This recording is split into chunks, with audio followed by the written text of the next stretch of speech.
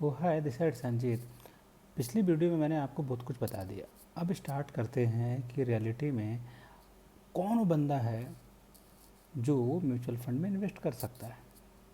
वो 18 साल का हो, 20 साल का हो, 25 साल का हो या 35 ईयर हो। देखिए, इसका आंसर डिपेंड करता है कि आपके पास रिस्क एबिलिटी कितना है।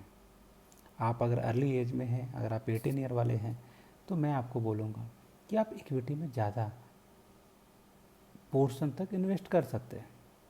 लेकिन अगर वही आपकी एज अगर 55 ईयर है, तो मैं बोलूँगा इक्विटी में कम, डेट में ज़्यादा करना पड़ेगा।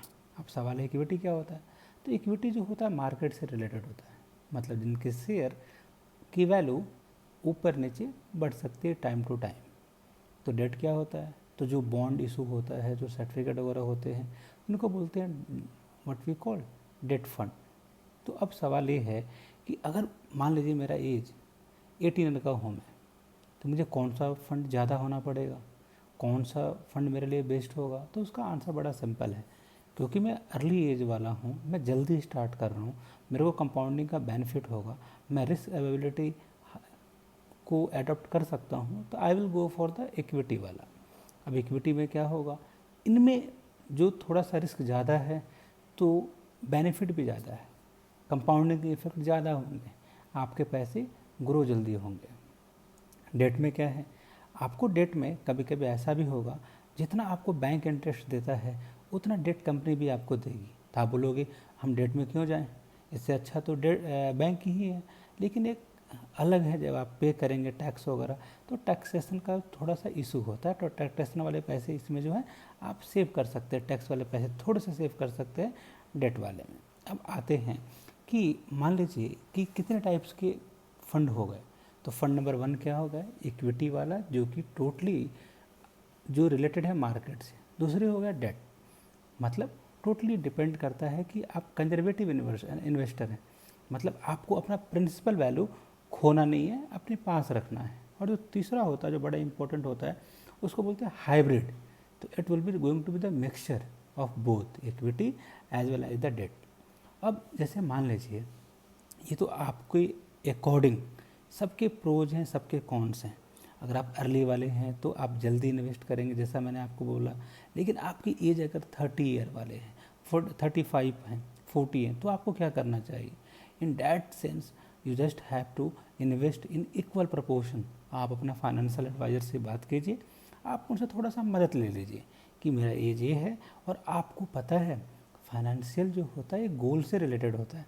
सपोज आपको कोई हाउस खरीदना है, उसका रेट है 2 करोड़, तो उसके अकॉर्डिंग आप कितने का SIP स्टार्ट करेंगे, कौन से कंपनी में SIP स्टार्ट करेंगे। अच्छा, अगर आपका गोल है कि आपको विद इन 2 ईयर आपको पैसा चाहिए, तो मैं आपको कभी भी नहीं बोलूँगा कि आप इक्विटी के साथ जाइए, क्योंकि वहाँ फ्लक्चुएशन बहुत ज़्यादा होता है।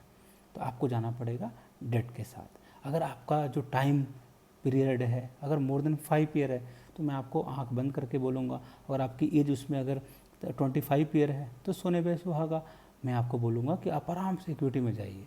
तो आपको मैंने ये भी बात बताया था वरुण बफे साहब के बारे में, कि वो उनका लास्ट जो आप देखेंगे ना, 50 ईयर का जो उन्होंने इंटरेस्ट कमाया है वो 21% ही है। मैंने बोला था भाई को अगर 15% भी आ जाता है ना, तो भाई खुश हो जाता है।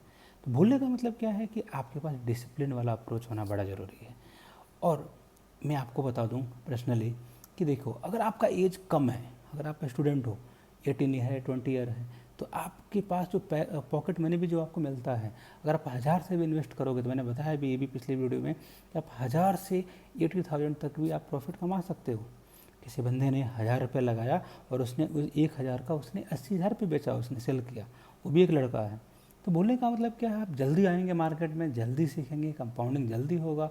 और आपको पता है, सपोज आपको सीखना है, तो आज आप सीखना चाहते हैं, तो जो ये मैंने आपको क्लब आपको साथ जो मैं शेयर कर रहा हूँ, आप अभी इसकी वीडियो देख के कल से आप इन्वेस्टिंग करना स्टार्ट कर सकते हैं। एक फंड होता है इंडेक्स फंड, सस्ता, सुंदर और टिकाऊ। आँख बंद करो, जो निफ्टी होती है, निफ्टी 50 होती है, उसके अकॉर्डिंग आप अपनी वैल्यू को इन्हांस करके, और आप शेयर उसके अकॉर्डिंग, उसके म्यूचुअल फंड आप खरीद सकते हो। तो आपको एक चीज़ लास्ट में बताना चाहूँगा, कंपनी 3 टाइप्स की होती है। एक होती है लार्ज कैप कंपनी, मतलब इंडिया की पूरी कंपनी में निकाल दिया। जिन कंपनी का वैल्यू ज़्यादा है तो उनको बोलेंगे लार्ज कैप कंपनी है।